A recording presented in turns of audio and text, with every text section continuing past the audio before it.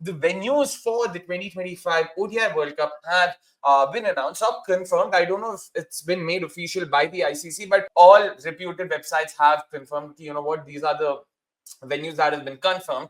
And the venues are as follows: Thiruvananthapuram, Raipur, then you've got Vizag, then you've got Indore, and of course Mullapur, which will also be hosting the World Cup final. So to get this straight, 2017 we see Lords hosting a World Cup fixture. 2020 we see MCG hosting a World Cup fixture, including the final.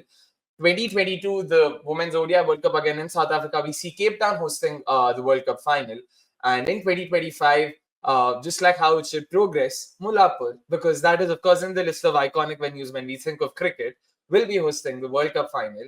It absolutely does not make sense that proven, tried and tested venues like Bengaluru, Mumbai, Chennai, Kolkata, even Hyderabad for that matter, just not being given even like the slightest bit of consideration to host the World Cup, right? I mean, this is a home World Cup. It's coming after 12 long years, and BCCI does something like this. And the way the announcement was done too, right? I don't know, like, it just seems extremely bizarre, honestly, at a loss of words. Fortunately, there was a lot of outrage, from fans as well. Ki aap aisa kaise kar sakte ho? This is, a marquee event, and how can you just, allocate it to these venues? Again, this is with no disrespect to the venues that have been announced, right? I mean, again, they would probably fancy their chances hosting a World Cup. It's a big thing. But all of these experiments, BCCI should limit it to bilateral cricket na yaar. To thodi na World Cup mein aise hi, give them this sort of a status. So it's just beyond bizarre, trying to make sense of it and, just consoling ourselves, ki, okay,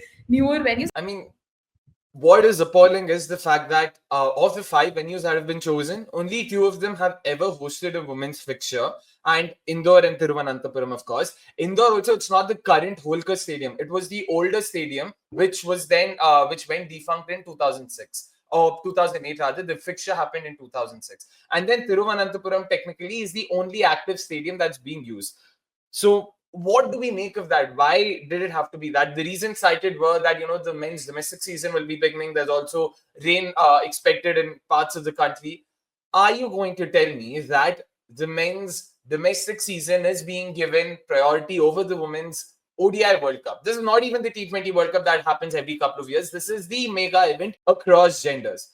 And knowing this, was this necessary? Sure, if you really thought that rain was going to be a concern, if you really thought that, the domestic season for the men cannot be hampered with, then why did you bother hosting it? Why did you bother tendering? I mean, sending in a tender.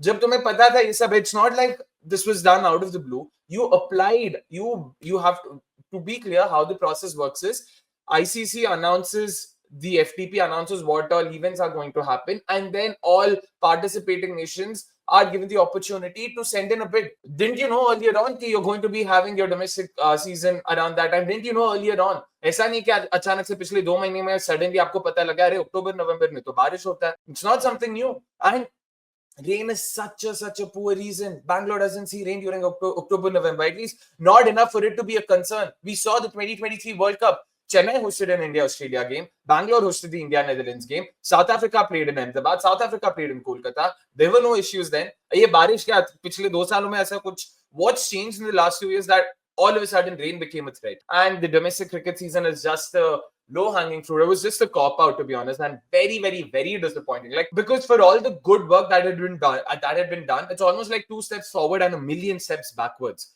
We keep talking about the WPL and how they've been doing good things. They've also ensured that the women's team has played a bit of test cricket and all of that. And then you see the venues being announced. On top of that, a friend of course, cricket.com and our podcast, Jeet, also mentioned how Mullapur is not even the greatest of venues, let alone the venue. It's not even the greatest of regions to be playing women's cricket in, simply because it's not even in the city. It's a good couple of hours, an hour and a half, couple of hours away from the city. It's not exactly safe for viewers to come back. There's a dumping yard a stone's throw away from the stadium. The stench of it can be smelled even inside the venue. ऐसे जगह पे आपको World Cup खिलाना है, like, मतलब, it's genuinely, it's almost very dismissive. It's borderline disrespectful if I'm being very harsh over here. I don't care, because we truly were looking forward to this. And I'll be honest, I was actually looking forward to even catching a couple of games, if not more, if possible.